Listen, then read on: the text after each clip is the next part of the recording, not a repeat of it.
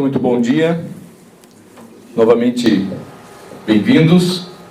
É uma alegria enorme ver tanta gente aqui reunida, certo? E é uma alegria muito grande ver pessoas que eu conheço bem, pessoas que eu conheço mais ou menos, pessoas que eu não conheço, e isso enche de esperança todo o nosso trabalho que vem sendo feito aí nos últimos anos, porque quando nós começamos a Confraria de Artes Liberais, era um grupo de amigos, ali 5, 6, 7 pessoas, no máximo 10, talvez, pessoas que se encontravam para ler junto, discutir, às vezes tentar resolver os problemas do mundo, né? A gente sempre tem essa tentação quando começa a estudar qualquer coisa, certo?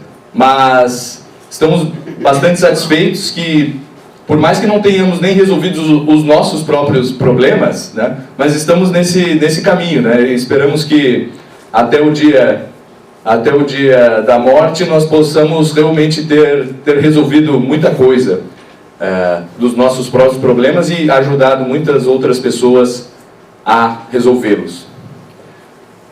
E isso faz com que nós entremos já no título da nossa palestra, que é Educação para quem quer.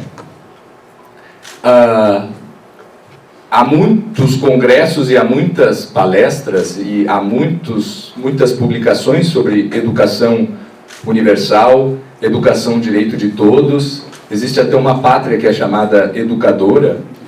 E o que nós queremos falar agora, conversar um pouco, é sobre as pessoas que realmente querem educação e que são, normalmente, as que têm mais dificuldade de ter o tal acesso à educação. Então, se fala muito em acesso à educação.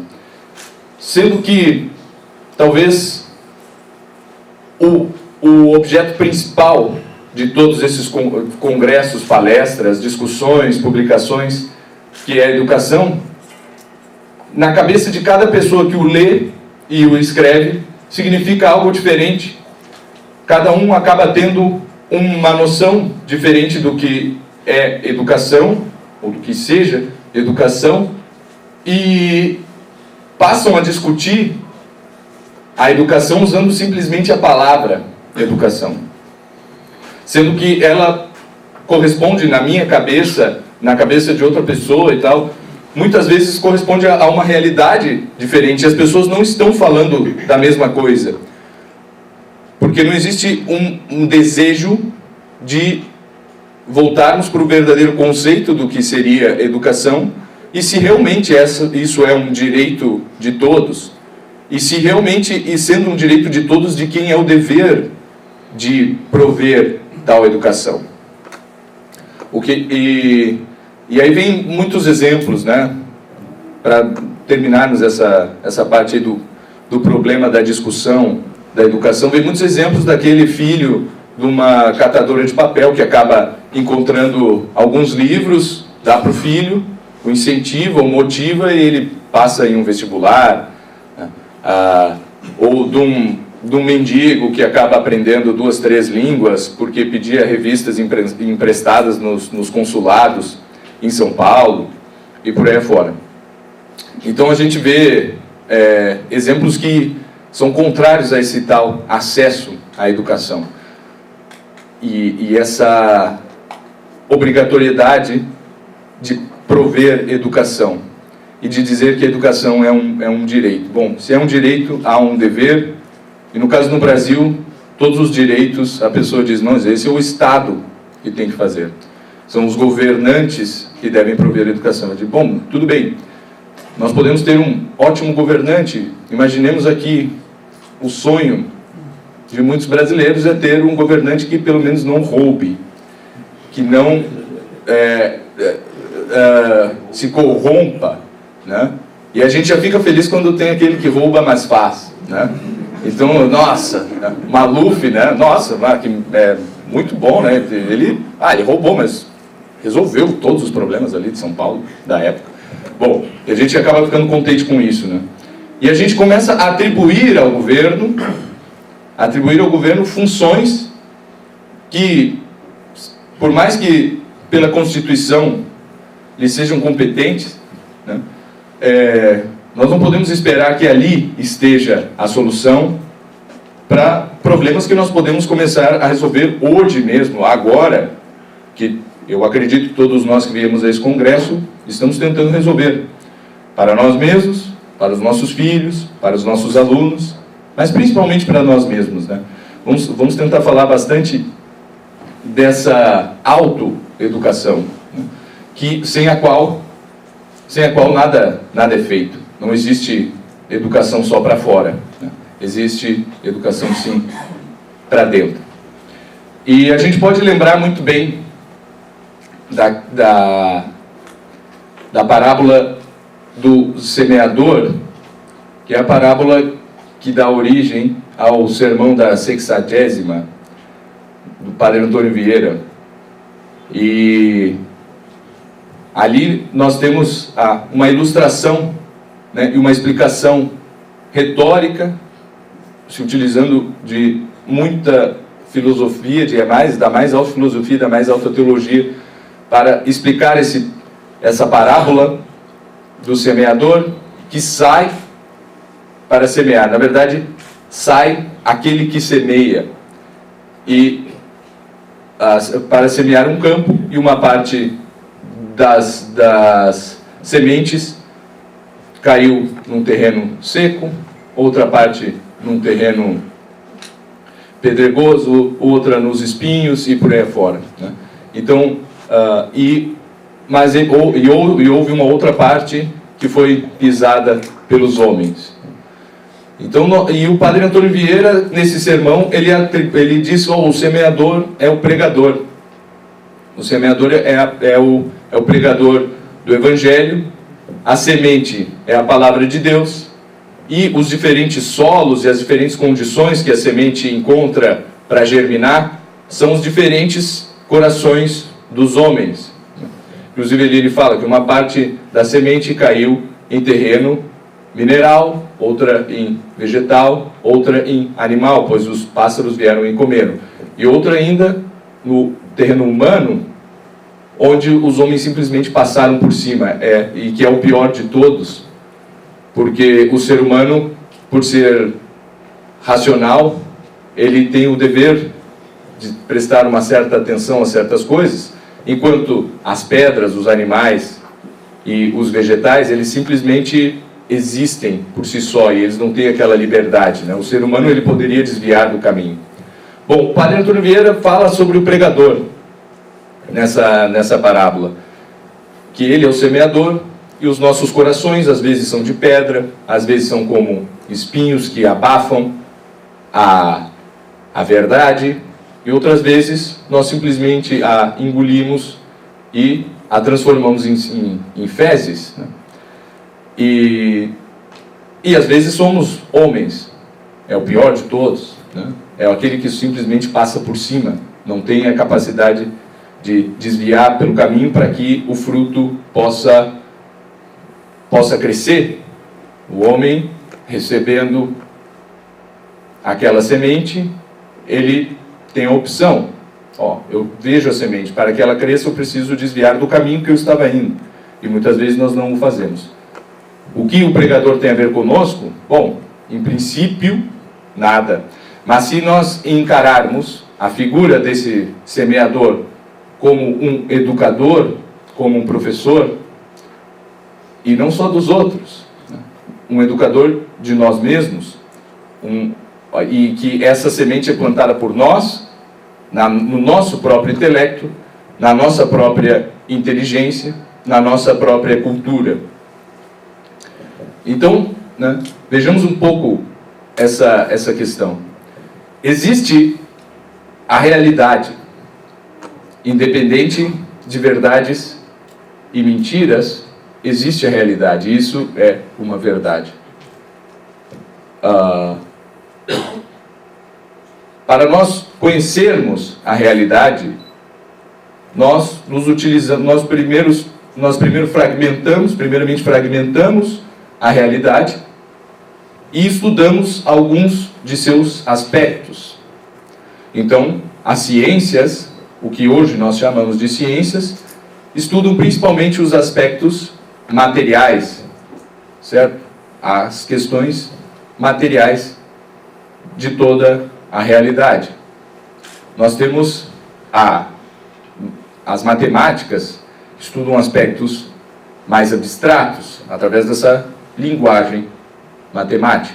Nós temos a filosofia, que estuda aspectos das causas, e buscam principalmente a metafísica, as causas primeiras, também dos aspectos materiais, e de outros aspectos que não são materiais, chamados espirituais, ou como quiserem, dependendo da escola e do vocabulário que for adotado.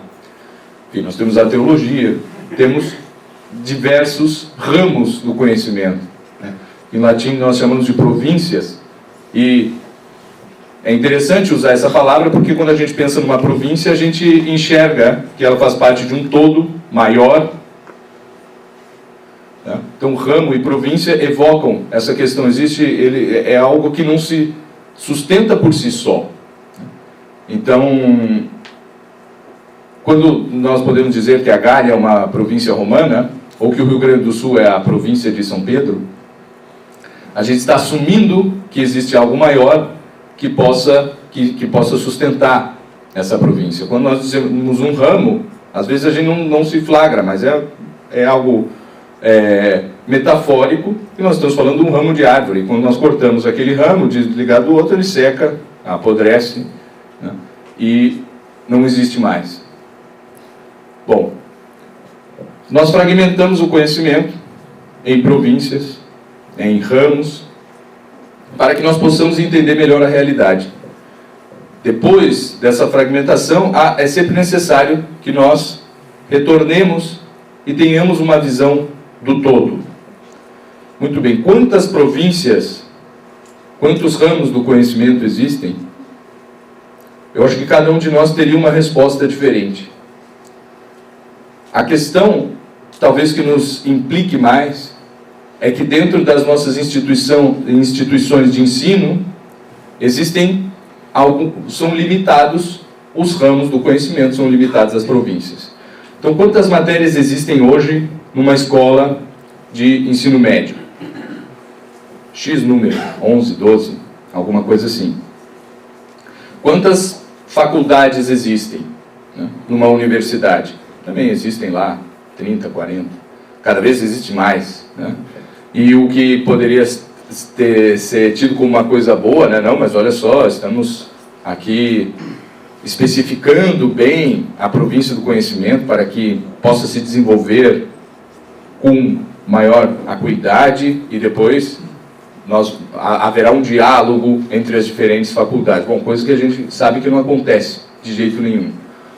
Eu não sei vocês, mas eu poderia até perguntar, quem já teve a experiência de, estando dentro de uma universidade, de uma faculdade, conseguir dialogar e fazer um trabalho realmente em conjunto com outras faculdades? Então nós vamos pegar aqui, ou pior, talvez exista um congresso, talvez exista um debate, talvez exista qualquer coisa, mas eu pergunto, e se um aluno quiser tratar um tema sobre aspectos psicológicos, jurídicos, físicos, econômicos, sobre o mesmo tema, o que acontecerá com ele? Normalmente ele não acha o orientador. E ele procura um professor, o que ele mais tem afinidade, o que ele considera ser o que mais pode ajudá-lo, e ele vai dizer, não, mas essa parte aqui da tua pesquisa nós vamos ter que tirar, porque isso aqui é mais lá da filosofia. E aí ele vai na filosofia, o cara diz, não, mas aqui é muito do direito, essa questão aqui é muito lá do direito, então nós vamos ter que tirar essa... Oh, desculpe.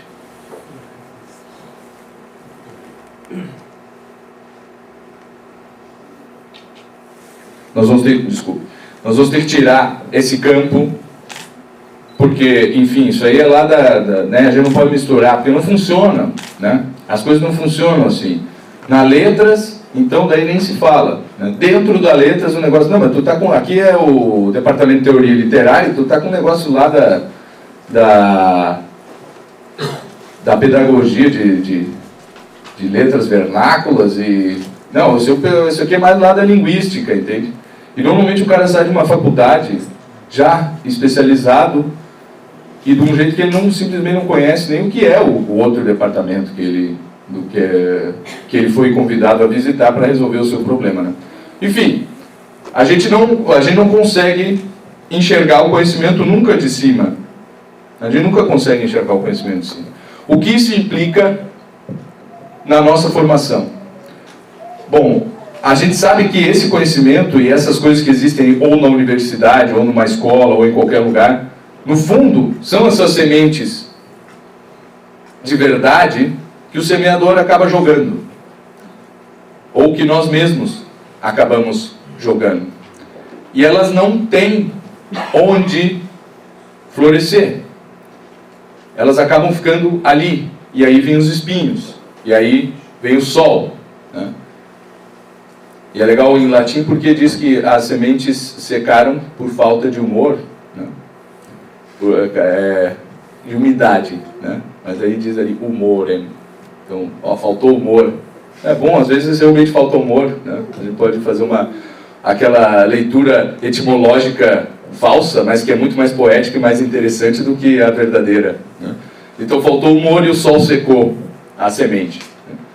Então acaba que as sementes estão aí, elas estão lançadas, a realidade está aí, as pessoas estão escrevendo livros, as pessoas estão dando aula, as pessoas estão discutindo, as pessoas estão vindo aqui no congresso, o pessoal compra um monte de livro, alguns leem, outros ficam só ali na prateleira, afinal as edições da Realizações têm umas capas bonitas, assim, vistosas, né? Então fica muito bem ali pôr na prateleira, né? Então, muito bem, né? Só que, bom, se isso é semente que vai secar, se isso é semente que, por falta de umidade, não vai brotar, se isso é semente que eu vou passar por cima e não vou ter a capacidade de desviar do meu caminho para que ela frutifique em mim, bom, então não vale, nada disso vale a pena, né?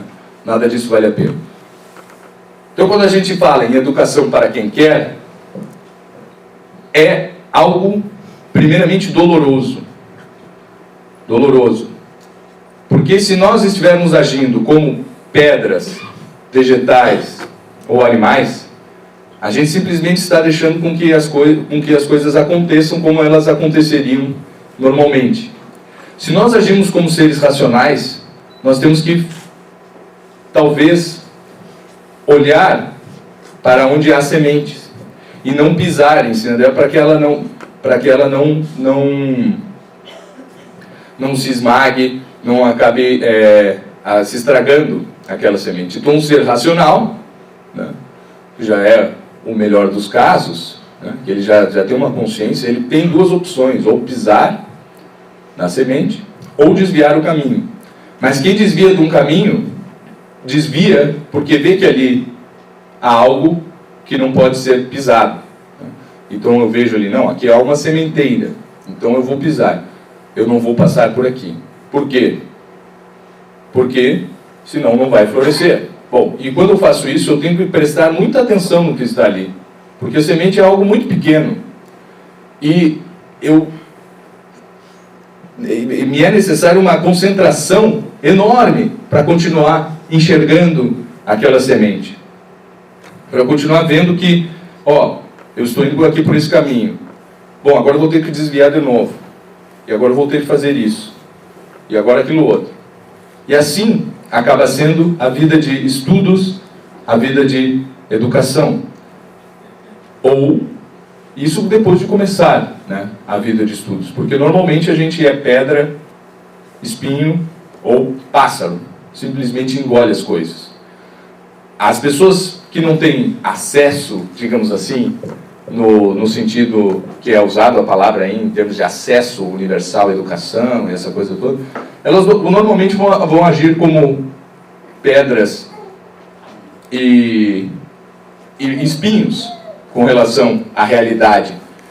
A realidade vai estar ali, mas ela nunca vai parar para pensar naquela realidade. E eu não estou falando só de realidade social, né? Porque às vezes o pessoal, quando usa a palavra realidade, é só nesse sentido, né? Existe uma realidade social. A gente não usa no sentido de que, bom, o sol nasce e por aí afora, né? As estrelas brilham, o inverno é mais frio e o verão é mais quente. Essa é uma realidade. E realidades espirituais, né? Às vezes a pessoa está com bom humor, às vezes está de mau humor. Bom, como resolver esse problema? Se bem no dia que eu estou de mau humor, eu tenho uma entrevista de emprego, eu tenho que resolver um problema em casa, enfim. Mas normalmente a gente vai vivendo, e a realidade vai passando. Ou a gente é pedra, que não muda nunca, está sempre ali. São necessários anos de vento, chuva, tempestade de areia e tal, para uma pedra mudar a sua forma. Ou a gente é espinho que vai nascendo por ali, vai contornando, né, o que existe em volta, e como uma trepadeira espinhosa, né, que vai contornando, e aquelas sementes que caíram ali a gente acaba abafando, porque não faz, daí nós evitamos que ela receba umidade e calor e possa brotar. Mas aí existe um momento em que a gente entra na escola, entra na faculdade, ou também faz um curso, né, faz um curso online do Instituto Hugo de São Vitor, faz o curso online do professor Olavo de Carvalho, enfim, tantos outros cursos que há por aí, e nós somos os pássaros que vão ali e engolem. E olha que o pássaro faz isso aí com consciência, né? Ele não é como a pedra, como o solo pedregoso e como os espinhos que abafaram. Ele faz isso com consciência, ele diz, olha, eu vejo a importância, eu vou comer essas sementes, certo? Que são reais, vou engoli-las porque disso eu vou me nutrir, certo?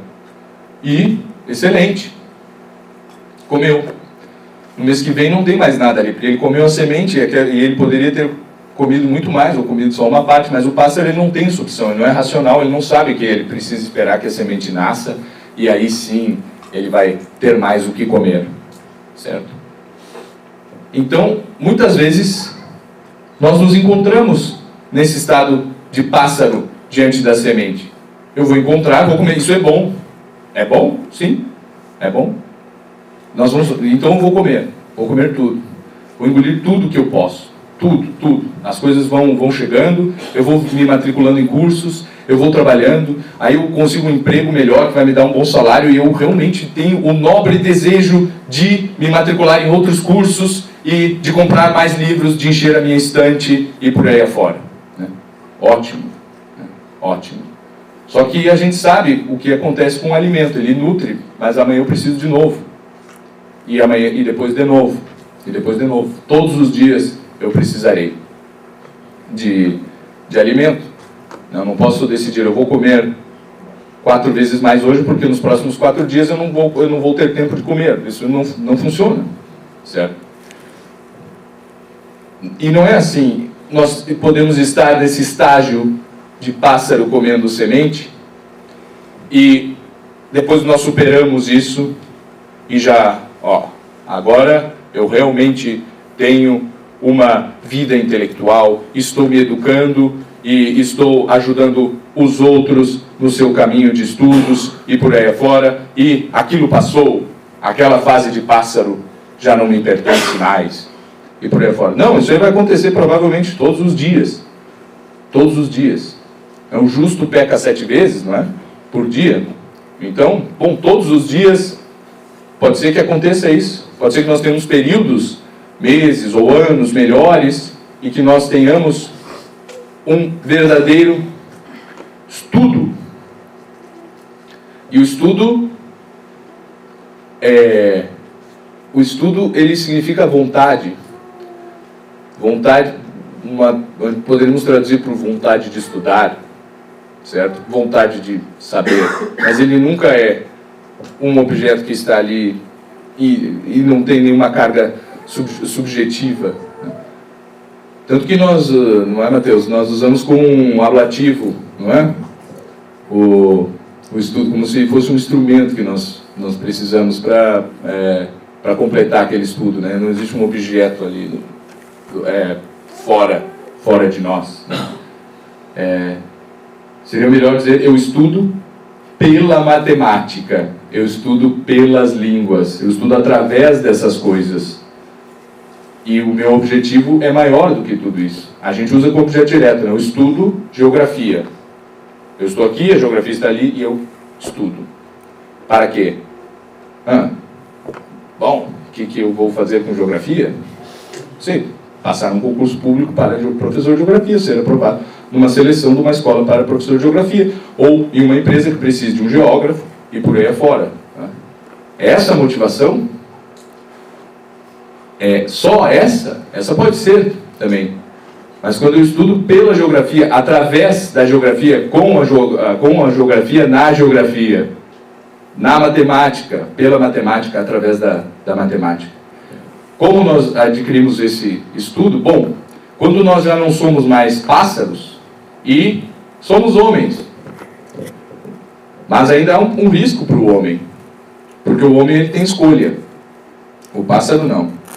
O pássaro ele vê a semente e come. Certo? Não há como deixar ali uma galinha e um grão de milho e a galinha não vai... Será que não envenenaram esse grão de milho? Será que... Bom, mas eu já estou satisfeita, não é? Eu estou meio gorda, né? Então não vou comer esse grão de milho. Não, eu não tenho escolha. Eu não tenho escolha. Bom, a gente passa dos pássaros para os homens, que na parábola semen conculcatum est, né? A semente foi pisoteada.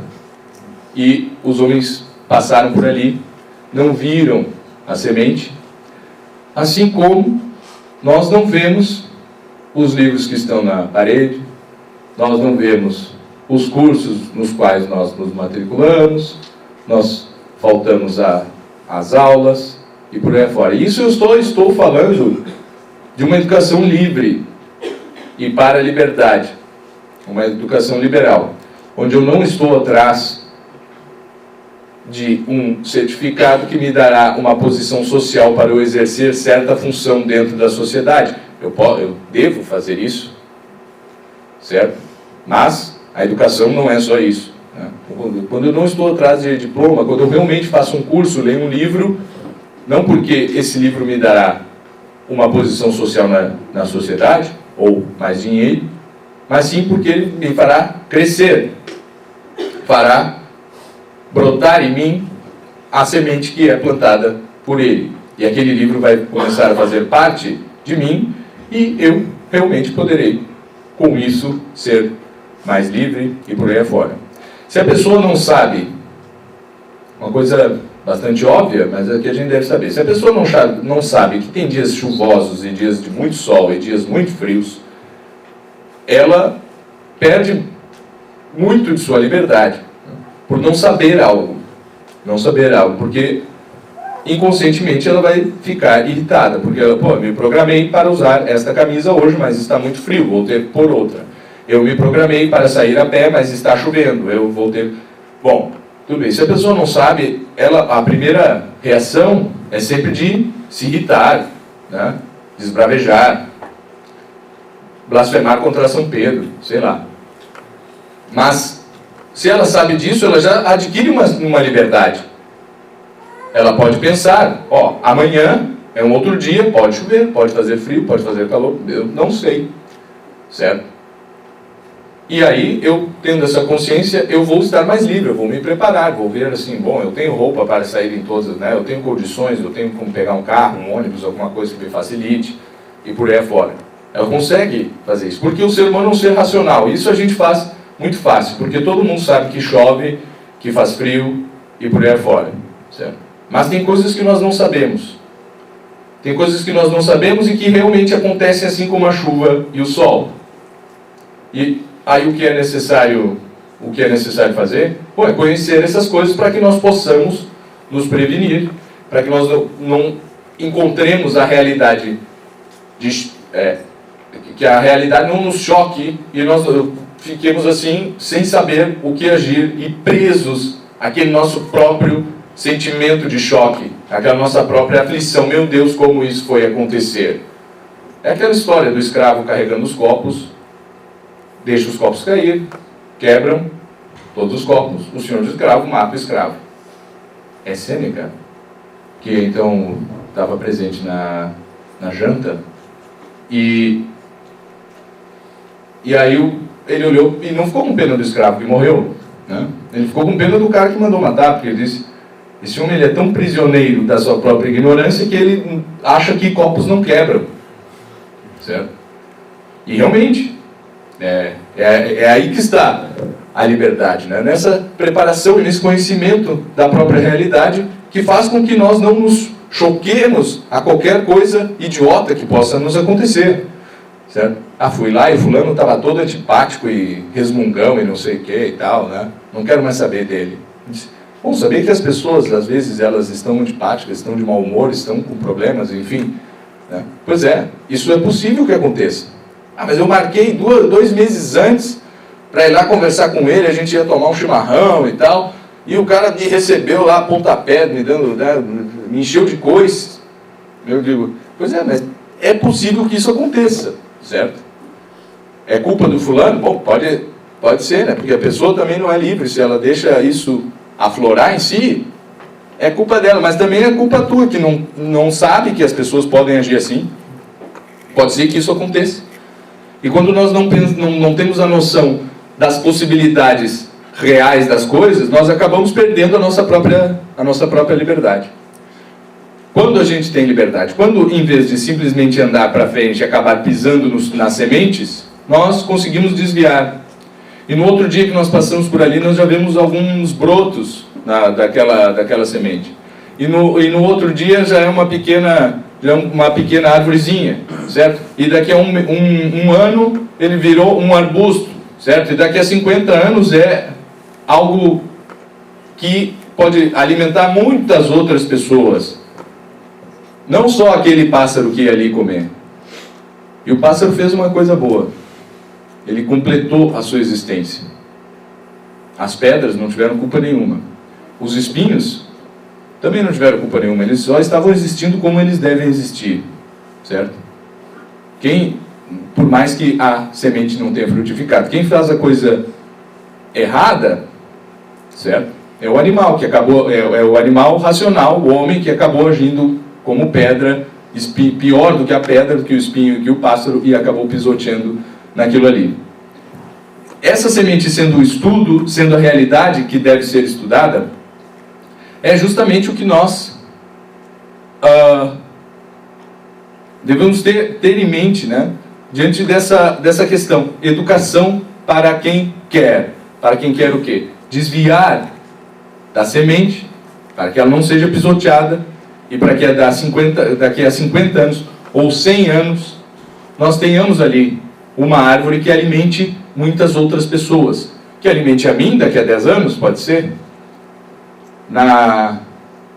Meu tio mora em São Francisco de Paula, numa casa que era do meu bisavô, e ali tem uma araucária que a minha avó plantou quando ela tinha 8 anos, mais ou menos. A minha avó está com 80 e poucos, né? E é uma araucária que dá muito pinhão ali. E realmente, né, sobra pinhão até para os vizinhos. Bom, o que acontece? Aquilo ali poderia... Eu não sei se alguém já plantou um pinhão. Depois de 2 anos ele está dessa altura, assim, né? É uma arvorezinha muito pequenininha. 2 anos ali. Certo? Em 10 anos, ele vai começar a dar pinhão com 30, 40 anos. Atingiu o seu ápice com 60 anos a árvore. As pessoas que plantaram já muitas vezes não veem os frutos de uma árvore como uma araucária, por exemplo. Certo? Mas elas tiveram que cuidar por muito tempo, porque senão qualquer pessoa podia ali pisotear, certo? Por mais que tenha espinhos, né, que ela própria se proteja, as coisas estão ali, né? Por mais que os livros pareçam ser algo bastante duráveis, muito mais do que arquivos no computador, né, de PDF, eu tenho tudo em formato Kindle, cuida, né? Daqui a pouco tu esquece isso aí, daqui a 20 anos tu não tem onde ler. A NASA não conseguia ler outro dia um arquivo lá dos anos 70, teve que construir o computador de novo e tal, contratar gente para construir um computador, porque eles tinham um monte de disquetes lá especiais que não era lido por nenhum computador que eles tinham. dizer, né? E o papel também acaba, né? O papel também acaba. Então, por mais que as coisas estejam ali, não é só materialmente que o conhecimento e a realidade, elas sobrevivem. A cultura é algo da alma e que é passado de uma alma para outra. É algo imaterial.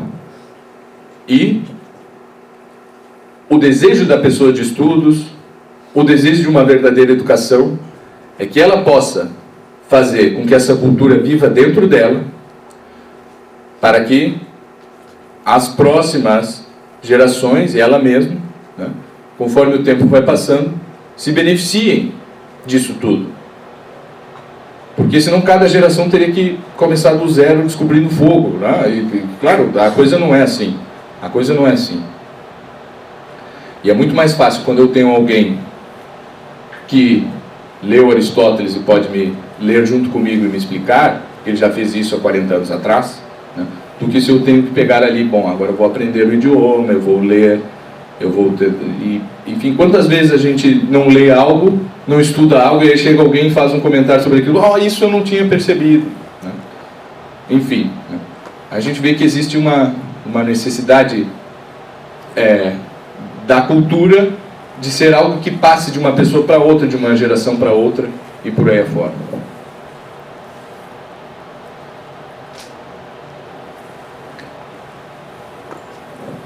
Para irmos terminando aqui aos pouquinhos, né? E aí abrir para, se alguém tiver algum comentário, alguma pergunta. Quando nós falamos em educação liberal, e nós começamos aí o congresso falando de educação para quem quer realmente desviar do caminho das sementes e não pisoteá-las, nós sempre estamos falando de liberdade. Eu acho que é bom, se alguém não assistiu às palestras dos outros congressos, acho que é bom lembrar, né? A palavra liberal, ela tem diferentes acepções e diferentes usos, né? Ninguém aqui vai falar de Ludwig von Mises, de Adam Smith ou qualquer coisa assim como relacionado com liberalismo econômico. Também não é liberal no sentido americano, que é o contrário de conservative. E existe um instituto, nós estamos começando um contato com eles nos Estados Unidos, chamado Institute for Catholic Liberal Education. E aí o pessoal acha, olha só, que interessante, uma educação católica bem à esquerda do espectro político, né? E aí o cara só fala dele, vai lá no congresso dos caras e eles só estão falando de classical education, né? Tudo é educação clássica e tal, assim. Não, mas peraí, como assim? Mas não era liberal, né? Claro, as palavras são assim, não há o que fazer, né? Nós não podemos também nos revoltar contra isso. Bom, existe uma acepção liberal em inglês, existe uma acepção do liberalismo econômico e por aí fora. Quando nós falamos de educação liberal, é mais no senso bastante estrito, né? É uma educação para a liberdade individual, para a liberdade das consciências, para a liberdade de todos aqueles que queiram e que está acessível a todos.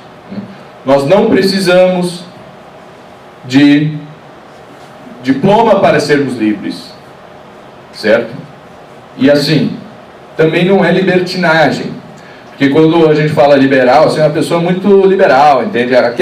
São os pais muito liberais, assim, deixa o guri fazer tudo, né? Não, isso é uma libertinagem, né? A pessoa não é livre, né, porque ela pode fazer tudo. A pessoa é livre justamente quando a realidade não... Quanto mais a realidade deixa de chocá-la, de fazer com que ela... enfim, que a realidade não aprenda numa redoma, e tudo aquilo que acontece, ela acaba... Né, nós ficaríamos loucos se saíssemos à rua e não esperássemos que passasse um carro aqui. Meu Deus, passou um carro, olha só, né? A gente vê criança pequena que não conhece muita coisa, né? Que ela realmente tem isso, né? Passa um carro, passa um cachorro, um passarinho, vem a mãe, não sei o que, vem uma outra pessoa, ela fica olhando assim. uma outra pessoa, né? E tudo choca para uma criança pequena, certo? E o que ela mais faz durante o dia? Chora, né? Um bebê, ele chora porque ele não, é difícil suportar tanto choque assim. Olha, é muita coisa acontecendo, certo? Os primeiros 2 anos de vida é muita coisa que acontece. É muita coisa que acontece.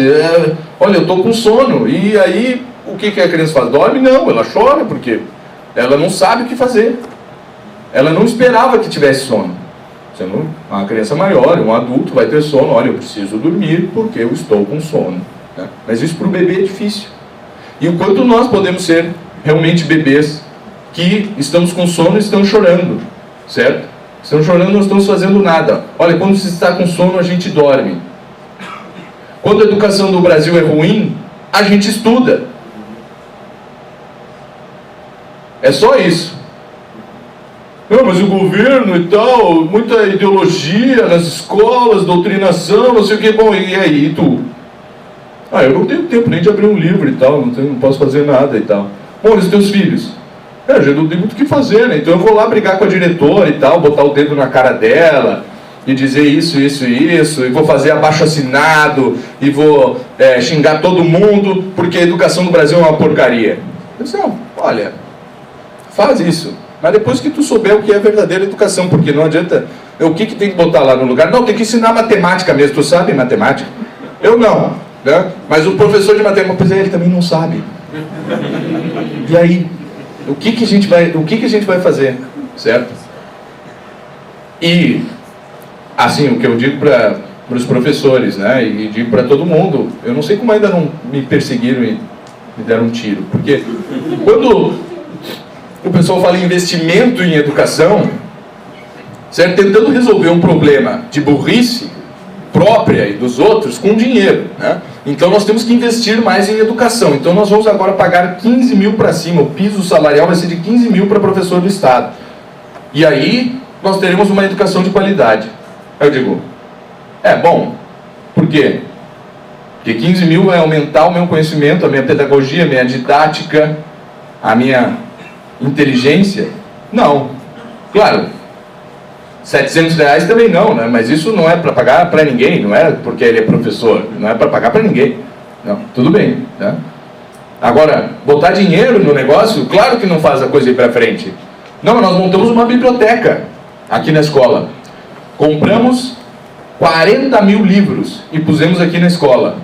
Aí vai até um vereador, vai um deputado lá inaugurar a biblioteca de 40 mil livros. Eu disse, não, mas tudo bem, mas por quê? Não era melhor dar 3 livros por aluno para eles lerem durante um ano? Não era melhor que numa aula de literatura se lesse um livro bom e bem lido? E que o professor pudesse ver que os alunos realmente estão lendo, entendendo, estão aprendendo a ler, aprofundando as suas capacidades de leitura e essa coisa toda. Não, dinheiro. Com dinheiro, para comprar um livro para cada um é muito barato, né? Não precisa, cada um compra ali, é muito fácil de resolver a questão. Mas nós temos que ter investimento. Então nós temos que montar uma biblioteca. Computadores na escola, olha, tem que ter um laboratório de informática que... Aí então na escola de educação infantil aqui, a partir dos 1 ano e meio, 2 anos, nós temos a oficina de iPad, né? E as crianças já vão sendo inseridas no meio da informática, porque esses são os tempos modernos e a pessoa tem que conhecer informática e tal. E, né, normalmente, se tu faz isso com a criança, né, quando ela chega com 4 anos, ela sabe mais do que o professor que está ensinando ali iPad, né? É bastante provável que isso possa acontecer, né? Mas daí, pô, quanto é que custa um iPad? Não sei, mas isso aí está resolvendo muito. Está resolvendo todo o problema. Está resolvendo todo o problema. Então nós temos aqui aula de música. Contratamos uma professora, ela é formada em música, estudou desde os 7 anos violino. Então ela vai dando aqui aula de música, certo? Só que ela mesmo admite, não, eu sou meio desafinada, certo? E aí o que acontece? O que ela pode fazer com um grupo de crianças? Ensinar violino? Talvez ela pudesse ensinar, mas ela não tem 1 hora para cada criança por semana, ou meia hora, ou seja lá o que for. Então ela vai cantando, né? Então, gente, esse aqui é o dó, certo? Aí ela toca lá, plam, e ela canta, plá, certo? E pronto, certo? Põe dinheiro na mão da professora de música. Põe dinheiro na professora, não vai funcionar, não vai servir para nada. Não vai servir para nada. Ah, ela pode melhorar isso aí, talvez com 15 mil ela vai fazer um curso, vai melhorar a afinação. Bom, pode ser, né? Mas se ela trabalha 40 horas, com certeza não. Então, bem, a gente, falando de soluções para a educação, é muito fácil a gente discutir, a gente culpar o governo, o sistema. Eu nunca entendi o que era isso, mas todo mundo fala de sistema, né? Todas essas coisas, né? E é muito fácil também nós começarmos a engolir muitas outras coisas, enchermos a nossa prateleira de livros, nos matricularmos em muitos cursos, frequentarmos aqui o congresso. É muito fácil, né? É muito fácil, porque só custa dinheiro e tempo, né?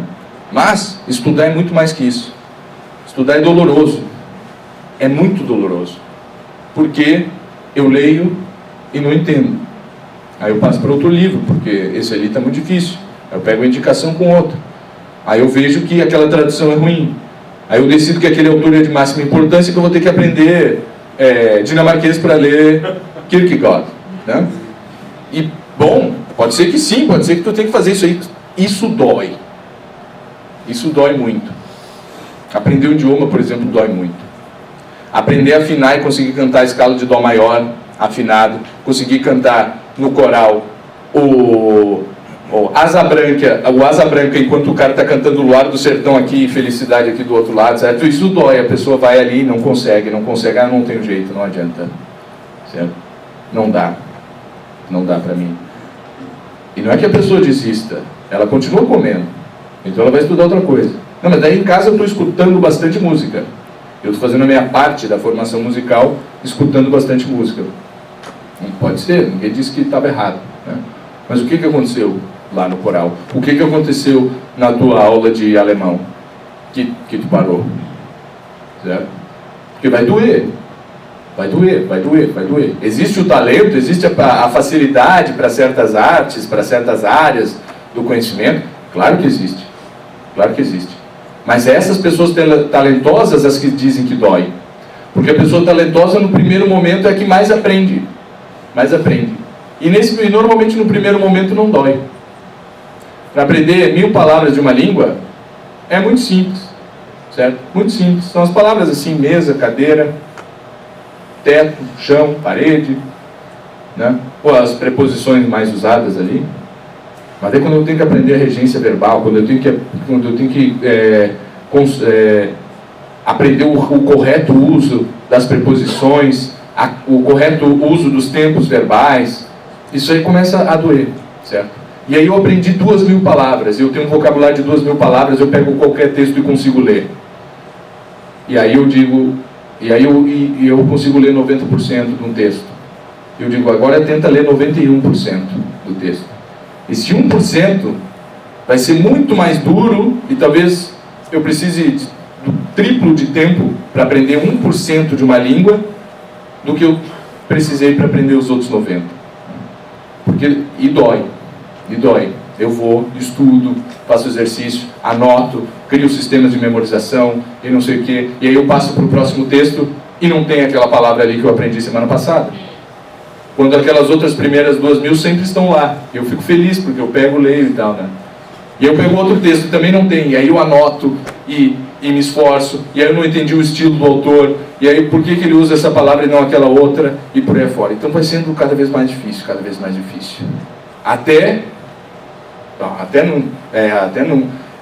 Sempre vai ser assim. Sempre vai ser assim. A coisa vai ficando cada vez mais difícil. Todo mundo que já se dedicou a estudar alguma coisa com profundidade sabe que é assim, né? E tudo vai ser assim. Não existe arte, não existe técnica, não existe disciplina que não seja assim. Então o que eu preciso é de studium. Eu preciso de vontade e eu preciso olhar para a realidade e conseguir desviar. Agora não, agora chega de YouTube. Eu estou me enganando, eu estou aqui assistindo 8 horas de áudio de aulas por dia. O que isso está me adiantando? Eu já assisti O cara vai lá, tal, não, eu fiz 200 aulas do COF num mês. Né? Botei de manhã, ia tomar café, não sei o que, estava de férias e tal, e aí fui vendo, né? Fui vendo. Né? Então, e num mês eu consegui 200 aulas. Nossa, tu é estudioso, hein? Tu é estudioso. Porque depois eu não vou ter tempo. Eu disse, não seria melhor fazer 15 minutos por dia durante 20 anos, talvez fosse, né? E com certeza na verdade, né? E aqueles 15 minutos eu vou conseguir refletir, eu vou conseguir saber onde eu estou nos meus estudos. Eu vou conseguir, não, no início da semana a aula estava assim e tal, e agora eu fiz isso e tal, não sei o quê. Opa, vou ter que voltar lá, porque eu consigo localizar o meu conhecimento na minha própria memória e por aí afora. Né? Mas isso dói, né? Isso dói, mais fácil fazer um mês tudo. E aí terminei, né? E aí o que eu estou fazendo? Eu estou repetindo o que eu faço na faculdade, né? Repetindo o que eu faço na faculdade. O professor normalmente, ou na escola, o professor normalmente chega no final do semestre, olha, vamos tocar porque a gente está atrasado na matéria. Né? Nem leiam aquele artigo lá porque eu nem vou falar dele. E por aí afora, né? Como assim não leio? Não, se está em princípio era para ser muito importante, sem o qual não seria possível fazer nada, né? Como assim?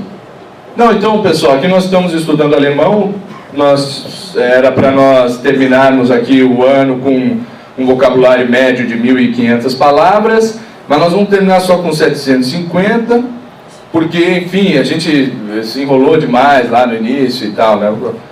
E realmente, quando eu tenho datas para fazer as coisas, são muito boas às vezes para nós nos disciplinarmos, mas a coisa fica assim, né? A gente acaba perdendo um pouco do que realmente tem que ser feito, né? A gente faz tudo para terminar e para cumprir as coisas. Muito bem. Em princípio é mais ou menos isso, né? Essas palestras iniciais do Congresso tem duas finalidades, né? Uma delas é motivacional e a outra é para deprimir mesmo, assim. E eu acho que é importante nós nos depararmos com isso, né? E conseguirmos fazer um verdadeiro exame de consciência no sentido inaciano mesmo, né?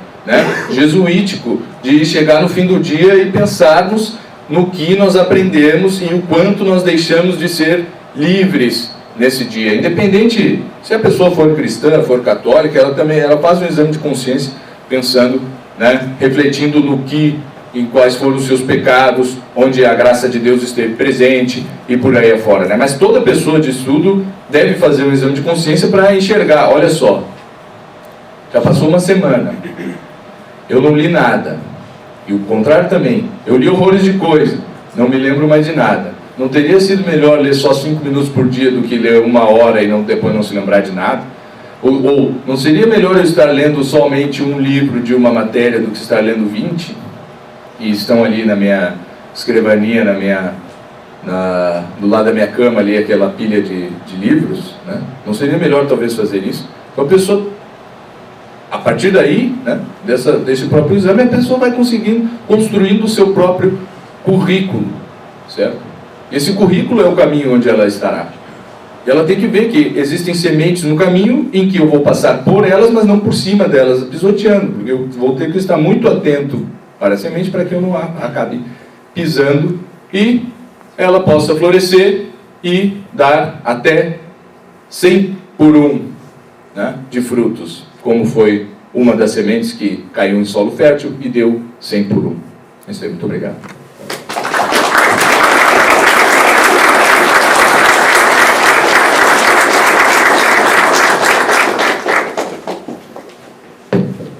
Bom, pessoal, no início eu esqueci de apresentar o professor Clístenes, e nós já estávamos atrasados e vou corrigir agora.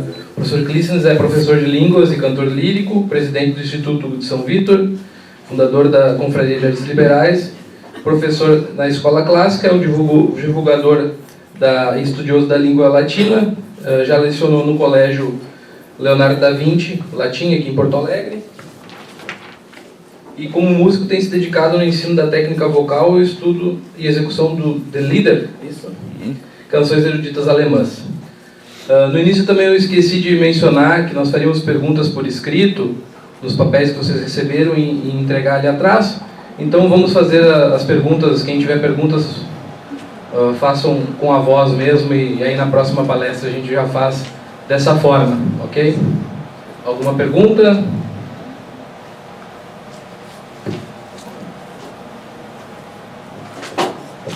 Posso falar assim? Pode falar. Professor, uma das coisas mais dolorosas, talvez, do estudo, é quando a gente começa num determinado assunto, a gente tem aquele nível de ignorância a respeito daquilo. Por exemplo, quero estudar filosofia política, então eu recorro aos clássicos, eu vou para a República de Platão e procuro Aristóteles, e começa a aparecer um monte de outras matérias que eu preciso conhecer. Então, preciso conhecer alguma coisa de, sei lá, literatura, direito e por aí vai. E aí isso vai me trazendo um sofrimento. Eu não tenho como fazer isso dentro de um tempo. Como é que eu posso me guiar para saber qual caminho eu devo fazer entre essas matérias para chegar no meu fim? A resposta para isso foi, durante a história, a existência e a formação ao longo de séculos de um currículo de artes liberais, que realmente queriam dizer assim, olha, em tanto tempo, X, é possível conseguir as ferramentas necessárias para eu estudar qualquer assunto, certo? Qualquer assunto. E que esse assunto não há um tempo X para terminar, certo? Mas, mesmo assim, né, as artes liberais, não que elas tenham um fim onde eu termine todos os assuntos. Há sempre algo de gramática, de retórica, de lógica, de matemática, geometria, a continuar a ser aprendido. Então elas próprias são algo que devem exigir toda a nossa vida e toda a entrega para esse estudo, certo? Mas, aos poucos, eu realmente vou vendo que é possível, com os conhecimentos que eu já adquiri, entrarem num tema como, por exemplo, a filosofia política, que eu pessoalmente não estudei, né? E não estudo. Talvez um dia, não sei. Mas o que eu vejo assim, quando eu pego uma página de Aristóteles ou de Platão, da República ou da Política de Aristóteles, ou mesmo vou mais para frente, pego os escolásticos portugueses falando sobre questões políticas, ou mesmo pego um sermão do padre Antônio Vieira, que há muito ali de política, né? O que eu vejo assim, olha, né, dá aquela satisfação e esse deleite, por mais que nunca ninguém estudando busque ser um diletante, né, mas existe um certo deleite em ver assim, graças a Deus que eu sei isso aqui, certo? Graças a Deus que eu estudei as categorias do ser de Aristóteles, porque aqui ele está falando dentro dessas categorias. Graças a Deus que eu conheço os transcendentais. Graças a Deus que eu sei o que é um objeto. Graças a Deus que eu sei o que é um círculo. Todo mundo sabe o que é um círculo. Tá aí, um romboide. Talvez não, né? E aí a gente... E aí está lá o padre Antônio Vieira, e daí de repente ele fala lá de um romboide, tentando explicar uma questão divina, teológica, né? Eu disse, mas eu não sei o que é, né? Eu não sei o que é, eu vou ter que estudar geometria. Vai, né? E não há como saber tudo, né? Com certeza não, há falhas, a nossa formação existe lacunas, né? Mas realmente as artes liberais estão aí para que nós conheçamos como nossa mente funciona, como a nossa linguagem funciona, como nós podemos persuadir a nós mesmos das realidades, porque às vezes não adianta dizer, nós precisamos transformar isso em termos linguísticos, certo? Gramaticais, ou às vezes matemáticos, lógicos, para que nós entendamos alguma coisa, certo?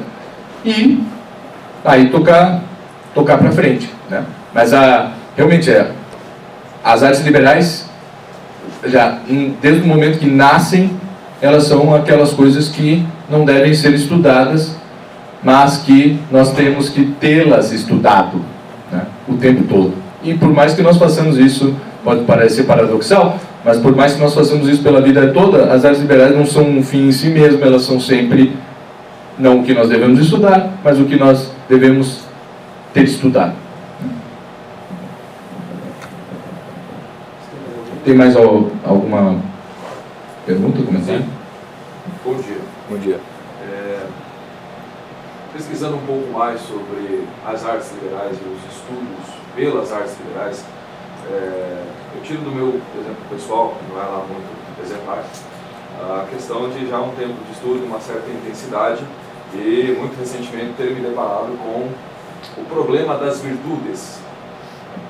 E aí a divisão clássica, as virtudes cardeais e as virtudes teologais.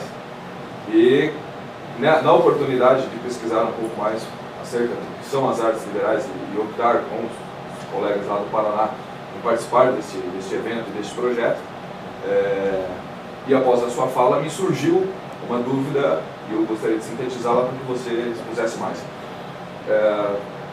Devemos encarar este problema ou este propósito, esta intenção de uma vida de estudos pelas artes liberais em razão das virtudes ou as virtudes pelas artes liberais? Bem, eu acho que uma coisa tem tudo a ver com a outra e é presa a outra, né? Na verdade, eu não usei aqui as palavras, procurei, na verdade, não usar as palavras virtudes e enfim, falar em constância, em fortaleza, em prudência, em tudo isso, justamente para que nós pudéssemos ficar um pouco mais detidos nos conceitos de educação liberal e tal, né? Mas, no fundo, eu acho que se o que eu disse agora evocou essa pergunta, é porque sim, tem tudo a ver, não há como fazer uma coisa sem a outra, né? É preciso conhecer o conceito de prudência e o que os grandes sábios disseram sobre a prudência e como vivê-la para vivê-la. Sim, às vezes sim, se eu sou imprudente. E aí como eu vou saber o que é a prudência? Mas às vezes eu tenho já, através de exemplos, através de uma própria inclinação natural, uma tendência a ser prudente, a ser forte, a ser constante, a ser justo. Então, depende de tudo isso a vida de estudos, né? E o que vem antes? Eu tenho que me exercitar nas virtudes ou primeiro começar a estudar a gramática? Eu digo, não, tu vais exercitar nas virtudes estudando, fazendo já as coisas. Não, primeiro eu vou ler todos os tratados sobre virtudes. Eu digo, não vai entender nada, né? Então, ao ler tratados de virtudes, tu vai exercitar gramática, lógica, retórica, enfim, tudo que for, né? O que o padre Antônio Vieira quer, por exemplo, num sermão dele, que é um discurso retórico, nada mais é do que as pessoas levem uma vida virtuosa, né? Numa situação que ele se encontrava no século XVII, muito difícil, né? E ter que fazer com que as pessoas mudassem de vida, né? E ele querendo que as pessoas vivessem uma vida virtuosa, ao mesmo tempo ele ia ensinando, falava até dos tipos de peixes que tinham ali na foz do Amazonas e por aí fora, né? Então eram conhecimentos da realidade que ele usava e ensinava às pessoas, certo? E ao mesmo tempo, né, ensinava a virtude, porque sem elas, com certeza, não é possível fazer nada, né? Então existe um estudo, né, tanto filosófico quanto teológico, né, um estudo filosófico das virtudes cardeais, um estudo teológico das virtudes teologais ou divinas, mas que não é o pressuposto para que eu viva essas virtudes, né? É natural eu descobrir a virtude da justiça me deparando com uma tragédia grega, por exemplo, né?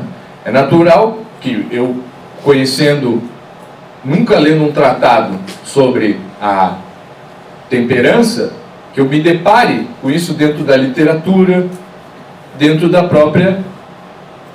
dos meus próprios propósitos, né? Então eu estudei alguma coisa aqui, eu fiz um propósito específico na minha vida de estudos, na minha vida, enfim, em geral, né, com relação a tudo aquilo, porque é uma questão de unidade, né? A pessoa de estudos, ela não é uma enquanto está estudando e outra enquanto ela está no trabalho, não sei o quê. Meus colegas e não sei o quê, eles que se ferrem, né? Porque são todos comunistas, né? Então, eu estou aqui nos meus estudos, né? Eu vou lá, ganho meu dinheiro e venho embora, certo? Mas isso carece de unidade, certo? Se tu estás em busca da verdade, tu quer comunicá-la. Por mais que isso doa também. Por mais que o cara vai te tirar para trouxa, por mais que o cara não vai querer saber de ti, vai ficar fazendo piadinha, caluniando, não sei o quê, mas a verdade é isso aí. E o contrário também, né? Porque daí não é viver a virtude se eu sou um chato que tu tem que ler esse livro aqui e não sei o quê. Aí o cara vem comentar alguma coisa contigo, cara, tu não leu nada, cara, né? Tu não sabe de nada e não sei o quê. Nossa, como tá ajudando, né? Realmente a pessoa está assim, né? Bom, depende, pessoa, cada pessoa é uma pessoa, eu não tenho atitudes com relação aos estudos iguais, eu não tenho atitude com um livro e com outro igual, uma atitude sempre igual, certo? E com as pessoas também. Eu não tenho, não é todo mundo farinha do mesmo saco. Picharam ali perto do instituto, ali picharam assim, Temer, Fortunato e Sartori, farinha do mesmo saco. Eu disse, não, eu acho que são sacos bem diferentes, né? Se são todos farinha, pode ser, né? Mas as pessoas não são farinha do mesmo saco, né? E virtude, quando a gente fala em virtude, a gente está, sim, falando de nós mesmos, mas em relação com a realidade, e as outras pessoas fazem parte da realidade, né? Então, se eu vou ser justo, prudente, temperante, forte, depende de um exercício quando eu estou comigo mesmo, no momento de reflexão, de meditação, de contemplação. Nós vamos ainda falar disso no congresso. Quando eu estou comigo mesmo, eu consigo ser isso, ou eu mesmo luto assim, ou não quero lutar, melhor dizendo, né? No momento desses de estudo, de contemplação e tal. E aí quando eu estou com as pessoas, é claro, vai ser muito pior ainda, né? Se nem comigo mesmo eu consigo resolver, né? Então a pessoa, numa vida intelectual, numa vida de estudos, ela realmente busca isso aí, né? Busca a vivência. Não sei se era isso aí, Ana.